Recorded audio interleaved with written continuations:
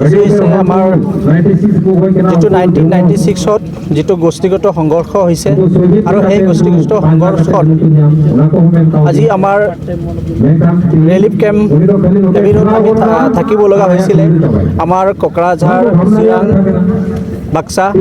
এইখিনি অঞ্চলৰ আজি চাওক, আজি 28-29 বছৰ অকলি যোৱাৰ পিছতো আজি আমাৰ এই গৃহহাৰা পৰিয়ালবিলাকক চৰকাৰে যিটো ৰিহেবিলিটেশ্যন দিয়াৰ কথা কৈ আজি 28-29 বছৰ অকলি গ'ল, তথাপিও আজি আমাক কোনো ধৰণৰ পূৰ্ণ ৰিহেবিলিটেশ্যন তথা আৰ্জি আজিলৈকে দিয়া হোৱা নাই। প্ৰথমত 10,000কৈ দিয়া হৈছিলে আৰু ইয়াৰ পিছত দিম বুলি কৈ এতিয়ালৈকে কোনো ধৰণৰ মানে পূৰ্ণ ৰিহেবিলিটেশ্যন দিয়া হোৱা নাই। সেই গতিকে আজি ইয়াত আমাৰ বহু দল সংগঠন সহযোগ মিলি এটা ধৰ্ণা কাৰ্যসূচী ৰখা হৈছে। এই যোগেদি আমি অসম চৰকাৰক তীব্ৰ ভাষাৰে গৰিহণা দিছোঁ যাতে আমাৰ কোকৰাঝাৰ, চিৰাং, বাক্সাৰ যি গৃহহাৰা পৰিয়ালবৰ্গলৈ যাতে আমাৰ যিটো আৰ্জি পুনৰ সংস্থাপন দিব লাগে, সেইটো আমি এই ধৰ্ণা কাৰ্যসূচীৰ যোগেদি অনুৰোধ কৰিছোঁ যাতে অতি শীঘ্ৰে আমাৰ অনাগত দিনত সোনকালে এইটো প্ৰদান কৰিব লাগে। অন্যথা আজি যিটো ধৰ্ণা কাৰ্যসূচী হাতত লৈছে, যদি সেইটো নিদিয়ে ইয়াতকৈ ডাঙৰ এটা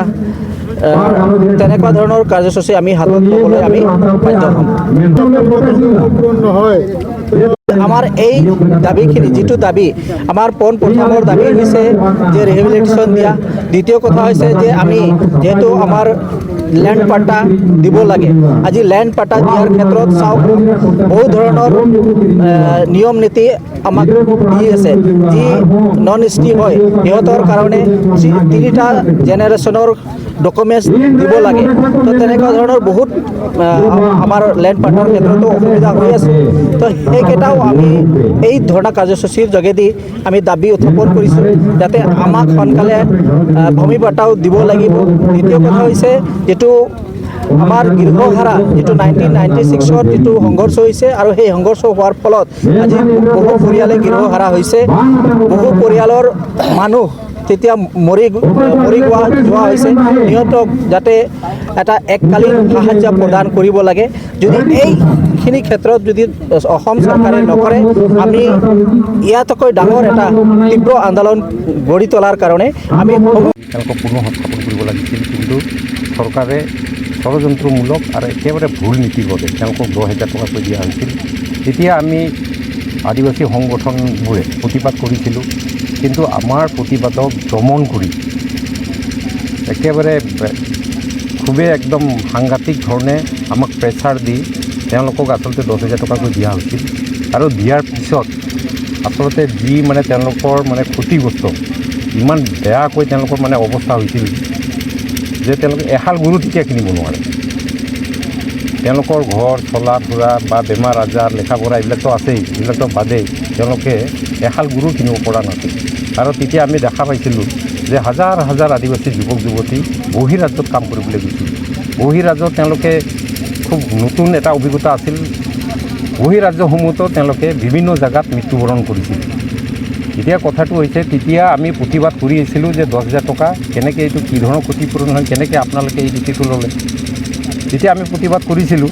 এতিয়া কথাটো হ'ল তেতিয়াৰ পৰাই আজিলৈকে আমি প্ৰতিবাদ কৰি আছোঁ বা চৰকাৰক আমি দাবী জনাই আহিছোঁ যে আদিবাসী যিসকল ক্ষতিগ্ৰস্ত,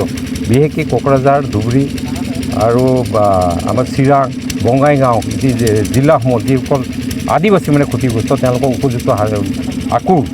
এবাৰ মানে ক্ষতিপূৰণ দিব লাগে, যাতে তেওঁলোকৰ ঘৰত আৰ্থিক সকাহ হয়, তেওঁলোকে কিছু চলিব পৰা অৱস্থাত যাতে হয় বা খেতি কৰিব পৰা বা তেনেকুৱা বিভিন্ন ধৰণৰ তেওঁলোকৰ যিখিনি অভাৱ অভিযোগ পূৰণ হয়, সেইখিনি আমি দাবী জনাই আছোঁ। কিন্তু বিগত সময়ছোৱাত আমি ইমান দিনৰ পৰা দাবী কৰাৰ স্বত্তেও আজিলৈকে চৰকাৰে সেইখিনি পূৰণ কৰা নাই। কিন্তু সেইদিনা প্ৰায় 2-3টাকৈ মানে মিটিঙত আমাৰ অসমৰ মুখ্যমন্ত্ৰী ডক্টৰ হিমন্ত বিশ্ব শৰ্মা দেৱে যিসকল পৰিয়াল ক্ষতিগ্ৰস্ত হৈছে তেওঁলোকক মানে পুনৰ আৰ্থিক সাহায্য দিব বুলি ঘোষণা কৰিছিল। আৰু সেই মৰ্মে বিভিন্ন আমাৰ উপাযুক্ত কাৰ্যালয়ে হওক বা চাৰ্কেল অফিচতে হওক বা মহকুমা ডিপুটি কাৰ্যালয়তে হওক থানা বা বিভিন্ন তেনেকুৱা বিভাগীয় কৰ্তৃপক্ষৰ তেওঁলোকক আদেশ এটা জাৰি কৰিছিল যে কোন কোন পৰিয়াল আচলতে ক্ষতিগ্ৰস্ত হৈছে আৰু সেই ক্ষতিগ্ৰস্ত আমি ইতিমধ্যে চৰকাৰক আমি জমা দিছোঁ কিন্তু জমা দিয়াৰ পিছত কিন্তু আজিলৈকে কিন্তু কামখিনি হোৱা নাই ইয়াৰ পিছত কথাটো হৈছে আমি দাবী জনাইছোঁ যাতে ইমিডিয়েটলি এই ক্ষতিগ্ৰস্ত পৰিয়ালক পুনৰ সাহায্য যাতে প্ৰদান কৰে এতিয়া দ্বিতীয় কথাটো হ'ল আমাৰ যিখিনি মানে ভূমিৰ পাট্টা আপোনালোকে জানে আদিবাসীসকল OTFDত পৰে আদাৰ ট্ৰেডিশ্যনেল ফৰেষ্ট ডিলাৰ্ছত পৰে তেওঁলোকে মানে 2006 যি বন অধিকাৰ আইন আছে সেই মতে তেওঁলোকৰ নামত তেওঁলোকে দখল কৰি থকা মাটিৰ পাট্টা হ'ব লাগে এতিয়া কথাটো হৈছে এই মাটিৰ পাট্টাৰ সন্দৰ্ভত যিহেতু আদিবাসী শান্তি মানে ঐতিহাসিক শান্তি চুক্তি যিখন হৈছে ভাৰত চৰকাৰ আৰু অসম চৰকাৰৰ তো তেওঁলোকে চুক্তিত এটা মানে ক্লজো আনিছে সেই ক্লজ মতে মানে 2006 বন অধিকাৰ আইন ইমপ্লিমেণ্ট হ'ব লাগে আদিবাসীৰ ওপৰতো তেওঁলোকে মাটিৰ পাট্টা পাব লাগে কিন্তু সেইখন আজিলৈকে কাৰ্যকৰী হোৱা নাই ইয়াৰ অৰ্থটো হৈছে কেন্দ্ৰীয় বা ৰাজ্যৰ বিজেপি যি নেতৃত্বাধীন চৰকাৰ আছে তেওঁলোকে আজিলৈকেও আদিবাসীৰকে একো চিন্তা কৰা নাই তেওঁলোকে পৰাপক্ষত আজি কাউন্সিল চৰকাৰৰ ওপৰত তেওঁলোকে ঠেলি দিয়াৰ চেষ্টা কৰিছে অথচ ইয়াত কাউন্সিল চৰকাৰ কোনো এই চুক্তিৰ সৈতে জড়িত নহয় উইটনেছো নহয় তেওঁলোকে যদি ইচ্ছা কৰিলেহেঁতেন তেতিয়াহ'লে অসম কেবিনেটৰ ডিচিশ্যন লৈ BTCক দিব পাৰিলেহেঁতেন কিন্তু আজিলৈকে সেইখন দিয়া নাই আৰু আমি ভাবোঁ তেওঁলোকে যিদিনা কেবিনেট ডিচিশ্যন ল'ব নিশ্চয় সেইদিনা BTC চৰকাৰেও আদিবাসীসকলক ভূমি পাট্টা দিবলৈ বাধ্য হ'ব কিন্তু সেইখনো আজিলৈকে কৰা নাই ইয়াৰ পিছত আমি আৰু এটা দাবী আছে আমাৰ প্ৰায় 10,000ৰ অধিক মানুহ যিহেতু উগ্ৰপন্থীয়ে হত্যা কৰিছিল 96 আৰু 98 চনত এইসকল পৰিয়ালক যাতে মানে চৰকাৰে বিচাৰি উলিয়াই তেওঁলোকক মানে এক্স গ্ৰেচিয়া বা কম্পেনচেশ্যন যাতে দিয়ে আৰু সেইখিনি দিলে নিশ্চয় কোনোবা কাৰোবাৰ বাপেকে হেৰুৱাল কোনোবা ককাইকে হেৰুৱাল কোনোবা বাচ্চাই হেৰুৱাল তেওঁলোকৰ কিছু ঘৰত মানে আৰ্থিক সকাহ আহিব বুলি আমি ভাবোঁ এতিয়া কথাটো হৈছে আজিৰ এই এটাই সুখীয়া দিব বিচাৰোঁ যাতে ইমিডিয়েটলি আমাৰ সমস্যাবিলাক সমাধান কৰে অন্যথা আমি নেক্সট কোকৰাঝাৰ আমাৰ উপায়ুক্ত কাৰ্যালয়ত দিম তাৰপিছত যদি নৰয় তেতিয়াহ'লে আমি হাইৱে ব্লক এটা মানে প্ৰগ্ৰাম গোটেই অসম বা BTRত আমি দিম বুলি আমাৰ চিন্তা চৰ্চা মুঠতে আমাৰ সমস্যা সমাধান হ'ব লাগে আৰু এই ইলেকশ্যনৰ মুহূৰ্তত আমাক এই ভুৱা প্ৰতিশ্ৰুতি দি লাভ নাই প্ৰতিশ্ৰুতি আমি বহুত দেখিলোঁ আমাক এই কিনা বেচা 500 টকীয়া ৰাজনীতি কৰি আদিবাসীৰ মাজত আৰু লাভ নাই এতিয়া ৰাইজে বুজি পাইছে আৰু এইবুলি আপোনালোকে চাব যদি আদিবাসীৰ সমস্যা সমাধান নহয় যিবিলাক মানে চৰকাৰক ইতিমধ্যে জনোৱা হৈছে বা দাবী জনোৱা হৈছে এইবিলাক সমস্যা যদি সমাধান নহয় ইয়াৰ কাৰণে বিজেপি মুঠতে বিজেপি দলে ইয়াৰ উচিত প্ৰত্যুত্তৰ পাব বুলি মই বিশ্বাস কৰোঁ আজি এই গোসাইগাঁও বাছ ষ্টেণ্ডৰ ওচৰত আমি আজি কাৰ্যসূচী লৈছোঁ কাৰণ 1996 1998 ইমান দীৰ্ঘদিনীয়া আমাৰ আদিবাসী মানুহ ৰিলিফত আছে তাৰপিছতো আমি অকল অৰ্থনৈতিকভাৱে অকল 10,000 টকা পাইছোঁ আৰু এইটোৰ আগত যিটো চৰকাৰে কৈছিল আমাক 5 লাখ দিম বুলি কিন্তু আমি আজিলৈকে 28 বছৰ হৈ গ'ল আজিলৈকে আমি এই ৰিলিফ গ্ৰাণ্ট RGI পোৱা নাই আমি কাৰণ অকল ইলেকশ্যনৰ সময়ত চৰকাৰে ক'ল যে আমি আদিবাসীসকলৰ কাৰণে RGIটো দিম